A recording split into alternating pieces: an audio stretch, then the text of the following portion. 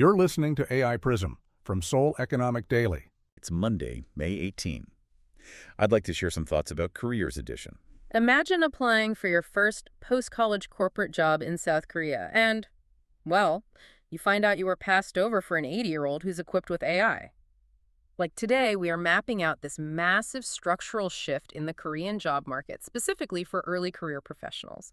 We're looking at a landscape where, traditional entry-level corporate roles are just rapidly shrinking, while venture capital is somehow surging. Yeah, and the shift is happening incredibly fast. I mean, a recent survey from the Seoul Economic Daily polled HR managers, and they found that 78.2% of Korean companies are either currently rehiring or reviewing plans to rehire their retired employees.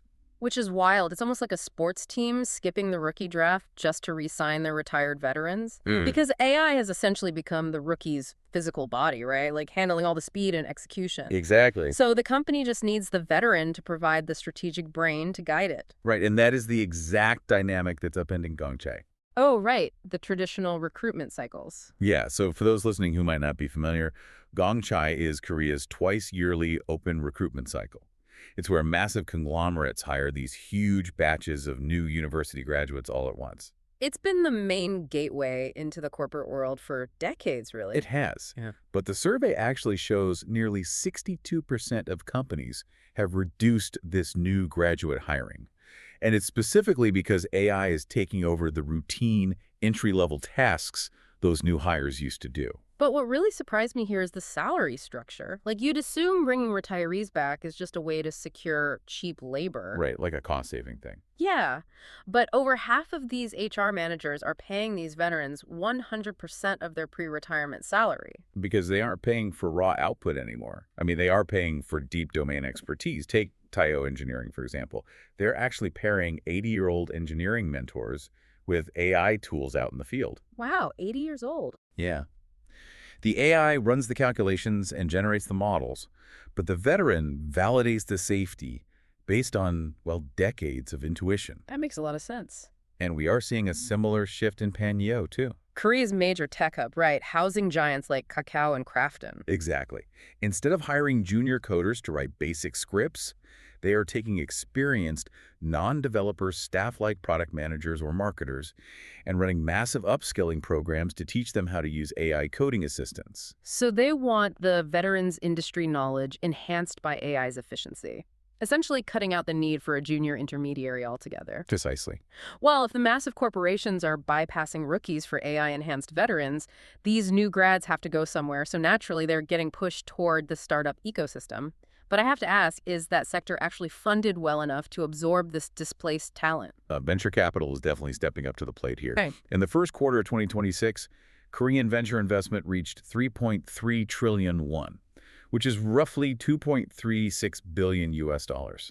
That's a massive amount of capital. It really is. We also just saw an all-time quarterly record for new fund formation. Yeah. That hit 4.4 trillion won, or about 3.14 billion US dollars. And the government is playing a big role here too, right? Yeah, the Ministry of SMEs and Startups is heavily driving this momentum through the MOTI Fund. That's the government's fund of funds. And it's designed to engineer massive growth and create more unicorns, which are startups valued over 1 billion US dollars. Okay, wait, let me push back a little on this. If there is record-breaking cash flooding into startups, shouldn't we be seeing a hiring boom for early career folks right out of the gate? Startups usually love cheap young talent to stretch their runway. You'd think so, but the data tells a different story. Funding for brand new startups, meaning those under 3 years old, actually dropped nearly 10%. Oh, wow, really? Yeah, investors are getting incredibly cautious about very early, unproven bets.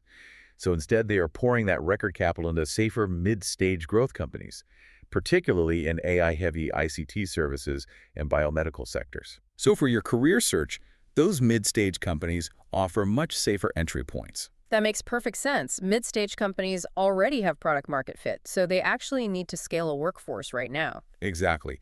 And crucially, those opportunities are spreading out geographically. It's not just Seoul anymore. Right. 10 of the 26 large venture deals, meaning investments over 10 billion won, or 7.1 million US dollars, went to companies outside the capital area. One regional company even secured over 100 billion won. which is roughly 71 million US dollars. Yeah, it's a huge shift. So what does this all mean for your job hunt?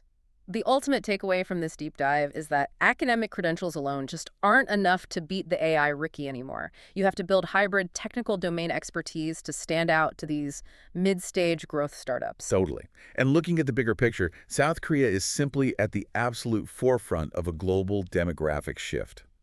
As populations age worldwide, it raises the fascinating question: will Korea's retiree plus AI model become the ultimate blueprint for employers everywhere? That's today's AI PRISM Careers Edition. This episode was produced with AI assistance based on Seoul Economic Daily reporting and reviewed by a human editor.